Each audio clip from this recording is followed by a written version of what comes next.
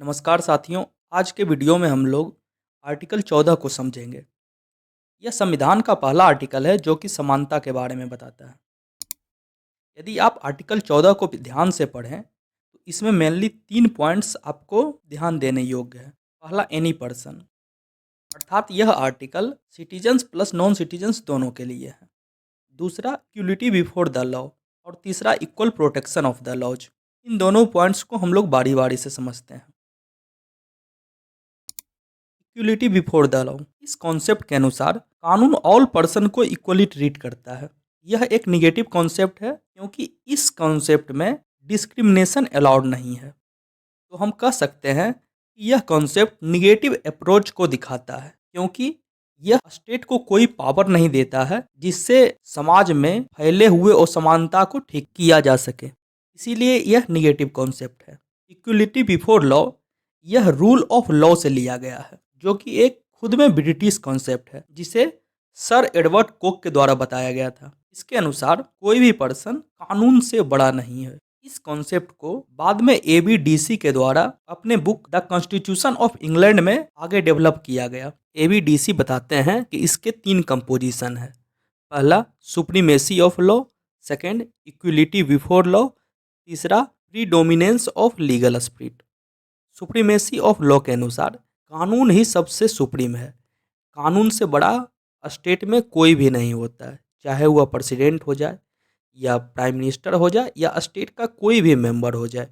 Second, equality before law, इसके अनुसार कानून के नज़रिए से सभी लोग बराबर हैं, चाहे वो प्रेसिडेंट हो, चाहे वो प्राइम मिनिस्टर हो या छोटा सा क्लर्क हो। लॉ के नज़रिए से ये तीनों बराबर है।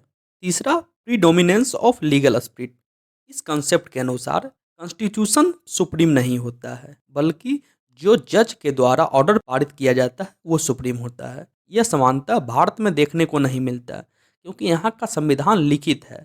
यह अक्सर ब्रिटिश में देखने को मिलता है क्योंकि वहाँ लिखित संविधान नहीं है, इसलिए जज के द्वारा जो ऑर्डर पारित किया जाता है वही सुप्रीम होता है। जबकि भारत में लिखित संविधान है, इसलिए संविधान ही सुप्रीम है। प्रोफेसर एबीडीसी के द्वारा दिया गया पूरे कॉन्सेप्ट में एक प्रॉब्लम देखने को मिलता है जिसे हम एक एग्जाम्पल के तौर पे समझते हैं।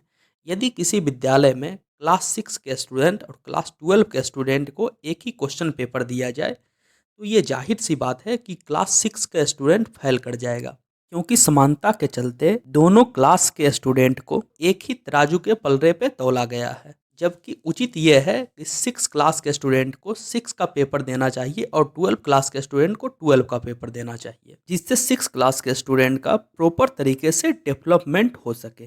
इक्वल प्रोटेक्शन ऑफ लॉ, जो कि 14th अमेंडमेंट ऑफ यूएसए के कॉन्स्टिट्यूशन से लिया गया है, इसीलिए इसे अमेरिकन कॉन्सेप्ट भी कहते हैं।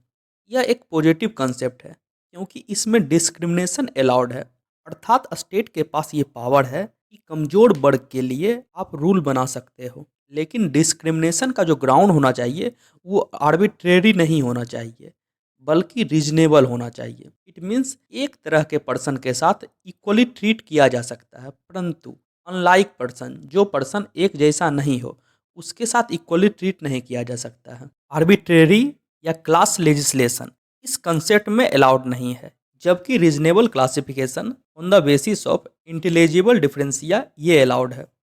इसे समझते हैं एक एग्जाम्पल की मदद से।